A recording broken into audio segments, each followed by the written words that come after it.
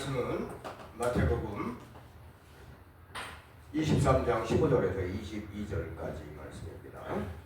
화 있을진저 외식하는 서기관들과 바리새인들이여, 너희는 교인 한 사람을 얻기 위하여 바다와 육지를 두루 다니다가 생기면 너희보다 배나 더 지옥 자식이 되게 하는도다. 화 있을진저 눈먼 인도자여, 너희가 말하되 누구든지 성전으로 맹세하면 아무 일 없거니와 성전의 금으로 맹세하면 지킬지라 하는도다. 어리석은 맹인들이여, 어느 곳이 그냥 그 금이냐 그 금을 거룩하게 하는 성전이냐. 너희가 또 이르되 누구든지 제단으로 맹세하면 아무 일 없거니와 그 위에 있는 예물로 맹세하면 지킬지라 하는도다. 맹인들이여, 어느 곳이 그냥 그 예물이냐 그 예물을 거룩하게 하는 제단이냐. 그러므로 제단으로 맹세하는 자는 제단과 그 위에 있는 모든 것으로 맹세하며, 또 성전으로 맹세하는 자는 성전과 그 안에 계신 이로 맹세함이요, 또 하늘로 맹세하는 자는 하나님의 보좌와 그 위에 앉으신 이로 맹세함이니라. 아멘.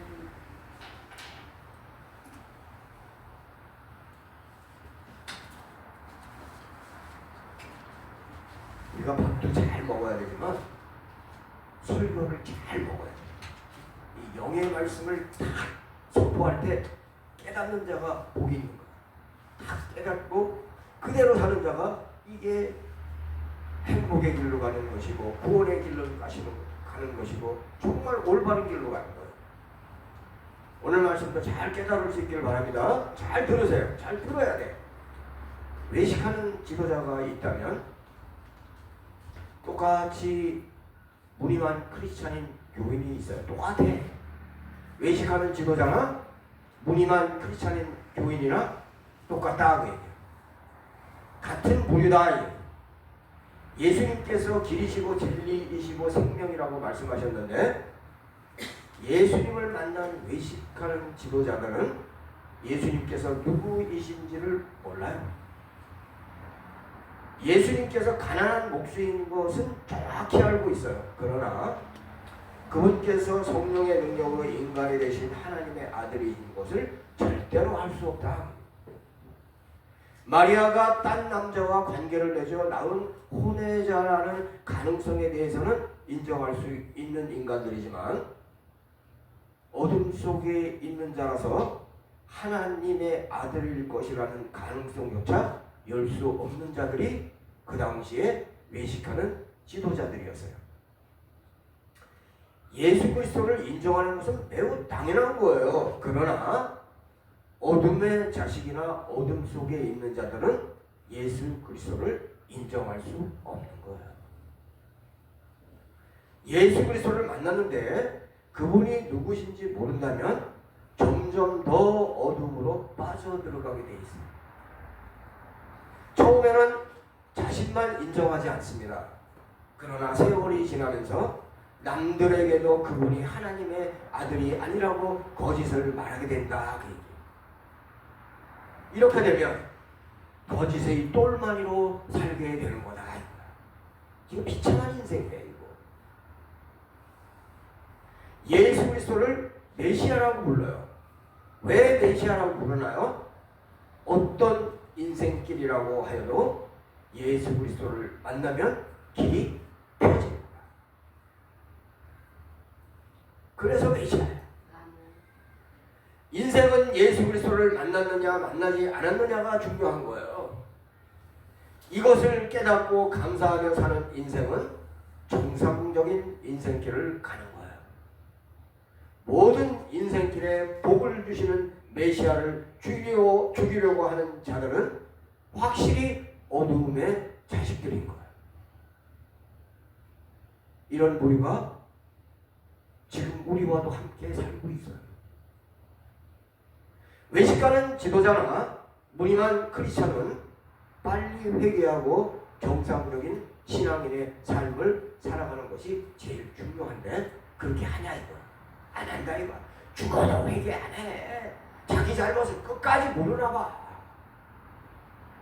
외식하는 지도자를 향하여 눈먼 인도자라고 말씀하셨는데, 예수 그리스도를 제외하고 누구나 눈먼 지도자 인도자의 기질이 있다고 보면 돼요. 어느 누구도 완벽한 인도자는 없어요. 예수 그리스도를 제외하고. 즉 인간은 누구나 외식하는 경향이 있어요. 왜? 태어날 때부터 죄를 가지고 태어났는데 어떻게 그런 게 없겠냐고. 차이가 있을 뿐이지 외식하는 기질이 전혀 없다고 말할 수 있는 사람을 찾기가 힘들어요.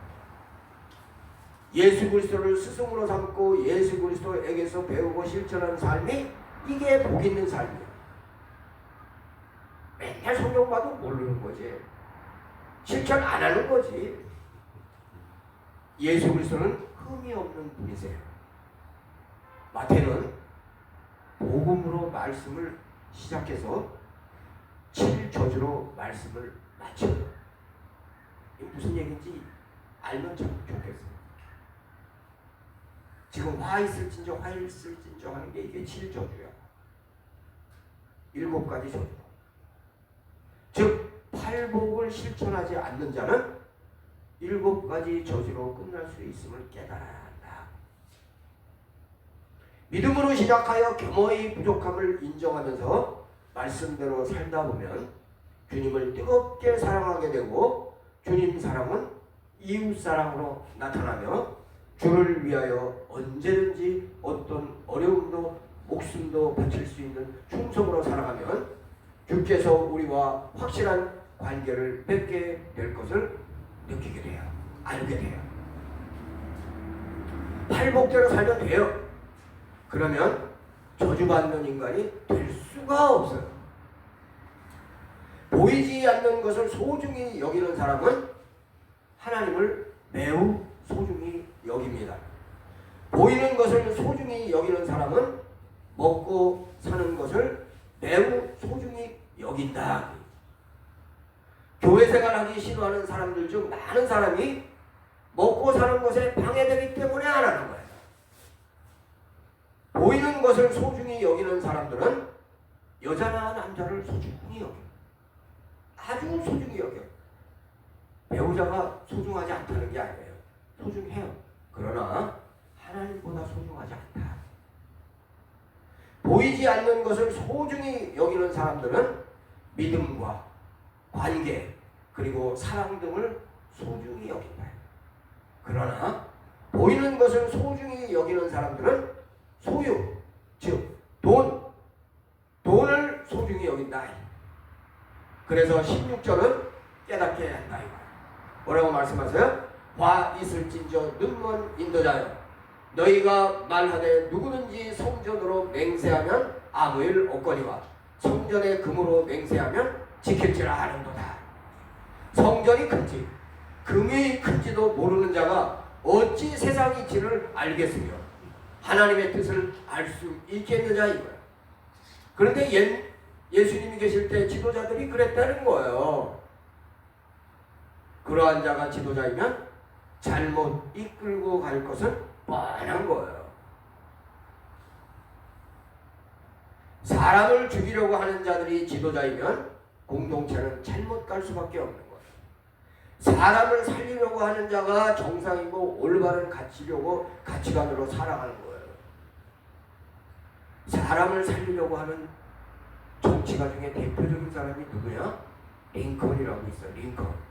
링컨 콘티넨탈이라고 자동차만 생각하지 말고 링컨 대통령을 생각하라. 링컨은 자신을 해하려고 하는 자들에게 복수나 증오로 대하는 것이 아니라 관용과 용서로 대하는 진심이 많은 사람들에게 감동을 줬어요. 이 사람은 정말 사람을 미워하지 않고 진짜 용서하고 진짜 그리스도의 사랑으로 정치를 하는구나.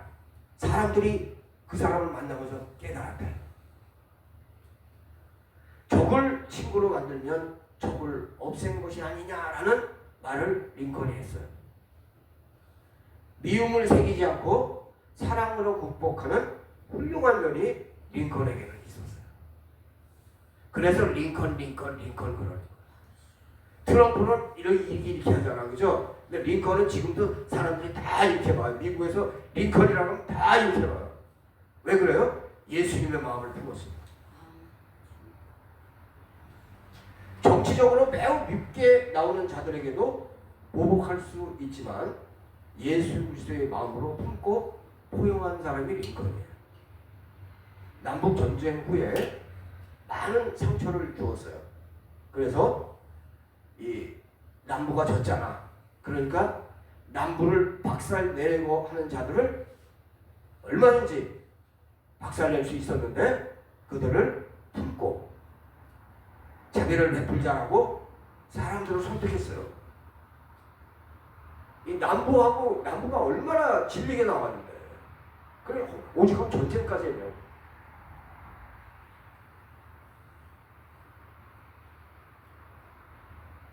개인적 원한을 명분을 세워서 포장해가지고 얼마든지 원수를 갚을 수 있지만 국가 통합을 위해서 링컨은 모든 자들을 품었어요.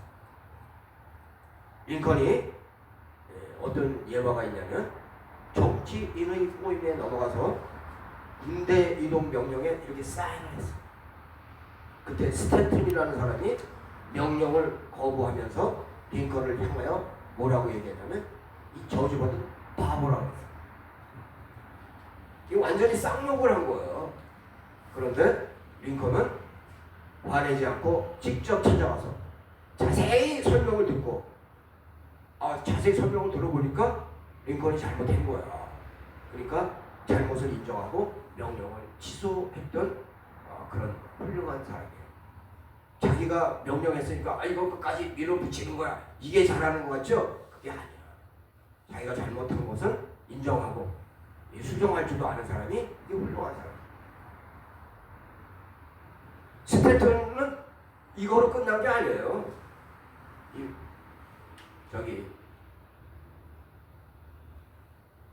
자신의 권한을 무시하고 간섭한다면서 공개적으로 링컨을 나쁜 놈이라고 했습니다.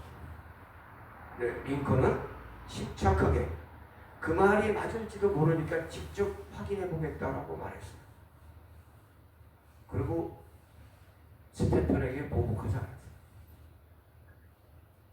스탠턴은 링컨을 무식한 촌놈 새끼라고 비난했지만 스탠턴의 능력을 높이 사서 국가에 도움이 된다고 판단하고 지금으로 치면 이제 국방부 장관, 옛날에는 전쟁부 장관이었어요. 전쟁이 있을 테니까 전쟁부 장관으로 기용했고 스탠턴도 가장 믿을 만한 조력자가 되어서 링컨을 도왔어요. 링컨은 비난을 받아들이고 겸손과 온유로 나아갔으며 포용적 리더십으로 반대자를 친구로 만드는 삶을 살았어요. 이게 쉬운 거 아니야. 적을 친구로 만드는 거 이거 보통 이 인격 가지고는 절대 못해요. 스탠턴은 링컨이 암살된 직후부터 장례식까지 깊은 슬픔을 표하면서 장례식에서 링컨을 세상에서 가장 완벽한 통치자라고 고백했어요. 옛날에는 뭐라고 했어요? 저주받은 바보라고 했잖아. 근데 링컨이 총살당하고 이게 총 맞았잖아요. 그죠? 총 맞고 나서는 뭐라고 했냐면 세상에서 가장 완벽한 통치자다. 세상에서 가장 완벽한 대통령이다. 이 얘기. 장례 절차를 주도한 핵심 인물이고 링컨의 죽음을 진심으로 아시했던 사람이 스탠턴이었어요. 임종 때 스탠턴은 링컨을 향하여 Now he belongs to the ages. 이게 무슨 얘기인지 알면 좋겠는데 이게 무슨 얘기냐면 매우 중요한 역사의 한 획을 그은 것을 선언한 말이에요. 한국말로 번역하면 이게 무슨 얘기인지 이해가 좀 하기가 힘들어. 그래서 그냥 그렇게 얘기를 할게요. 전쟁부 장관으로서 장례 절차와 국가 애도 행사를 조직하는데 핵심적인 역할을 한 사람이 또 스탠튼이야. 장례 행렬과 추모식은 그의 지휘 아래서 엄숙하게 진행되었고, 한 사람의 정치인을 뛰어넘어서서 인류 역사에 길이 남을 인물이라고 강조한 것은 그가 링컨을 상대하면서 느꼈던 진심이었어.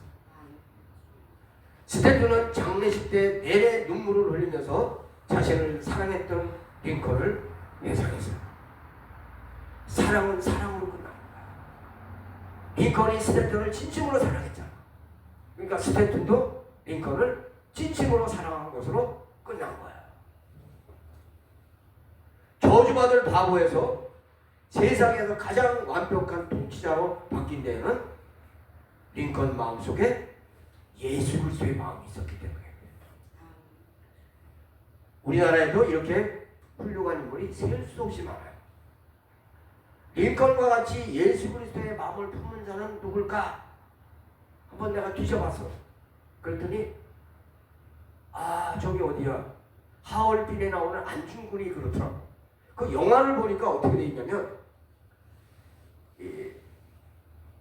영화하고 내가 그 조사한 거하고 믹스를 해서 얘기하는 거야. 안중근은 1907년 이후에 대한의군 참모 중장으로 활동하면서 무장투쟁을 전개했어요. 일본은 엄청난 돈을 쏟아부어서 우리나라에 수를 헤아릴 수 없는 밀정을 두었어요. 옛날에 얼마나 우리나라에 밀정이 많았냐면, 도시에 사는 사람들 중에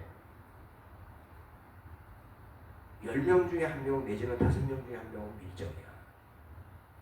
근데 그 밀정이 받는 월급이 얼마냐? 일본 헌병 쫄병들 월급 있잖아. 그거보다 더 많아. 그러니까 한국 사람들 중에서 밀정들은 암암리에 잘 먹고 잘 살았다 이거야. 그 돈이 다 어디서 나온 거야? 쪽발이들한테서 나온 거야.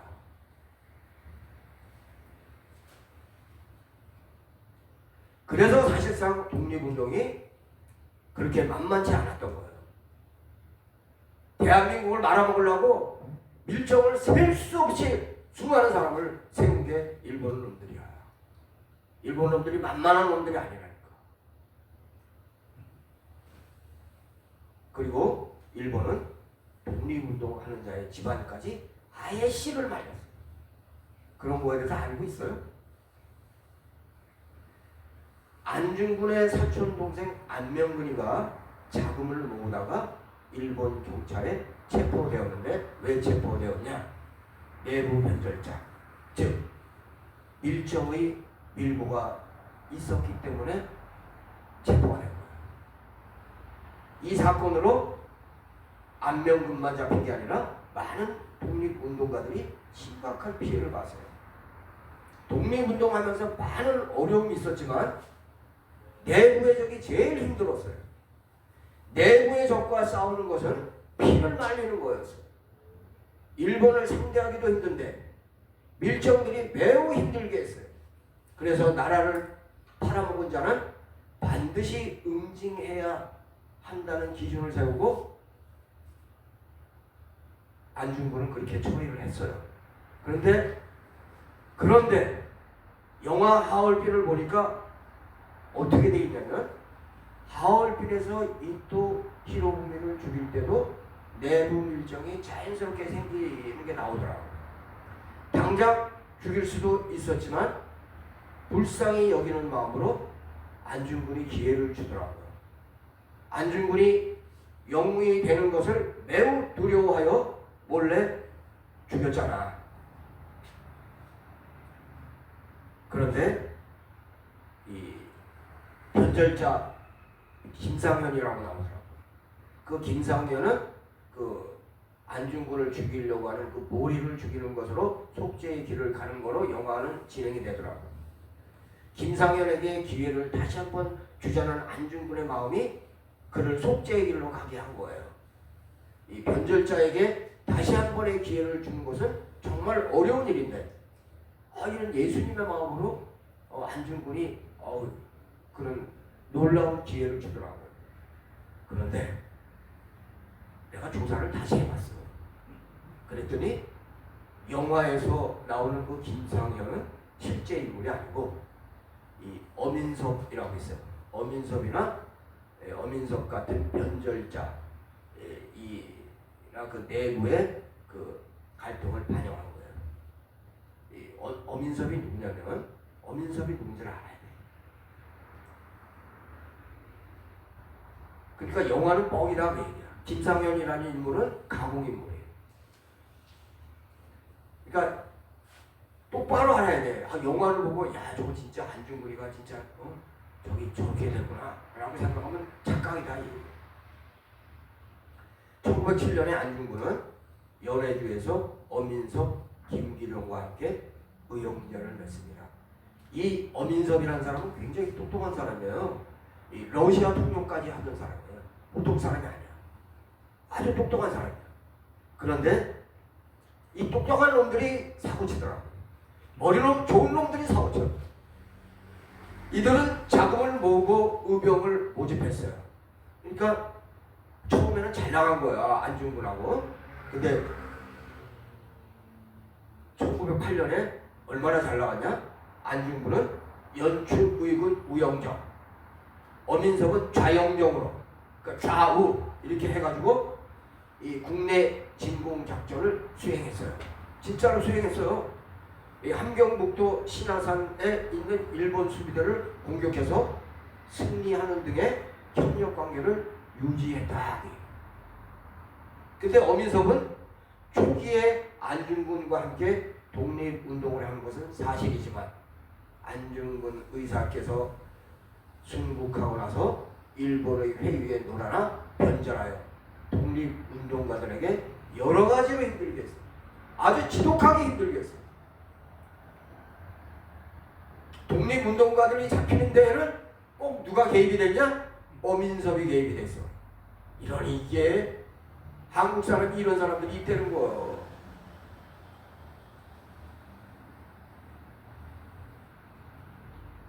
지금도 거짓이 판치는 세상이에요. 잘 구별해서 거짓에 속아 넘어가지 않도록 조심해야 돼. 아주 많이 거짓말하는 사람들이 얼마나 많은지 몰라. 참과 거짓이 공존하는 세상에서 거짓에 속한 자들이 참된 것 같이 처신하는 처신하는 게 상식이 되어버린 세상이 지금 세상이에요. 이런 세상에서 흔들리지 말고 오직 성령, 오직 성령, 오직 기도, 찬양, 감사, 겸손, 온유, 성실, 진실로 나아갈 수 있기를 진심으로 바랍니다. 예단의 제물은 눈에 보이는 것이고 제사를 받느냐 받지 않느냐는 하나님께서 결정하시는 거예요. 눈에 보이는 예물이 중요하지 않아요. 하나님께서 받으시느냐 안 받으시느냐 요게 중요한 거예요.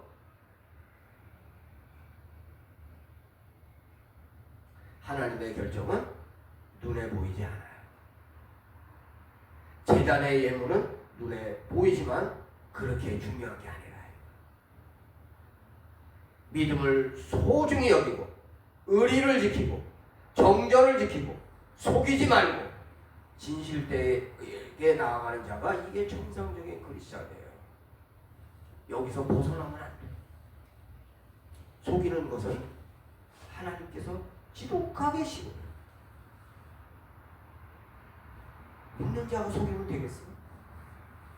믿는 자는 죽어도 정직하게 나가야 되는 거야. 오늘은